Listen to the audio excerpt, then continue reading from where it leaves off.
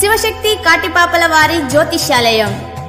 పూజారి కాటిపాపల దుర్గయ్య మరియు కాటిపాపల కృష్ణమూర్తి. మేము కాటిపాపల వారము.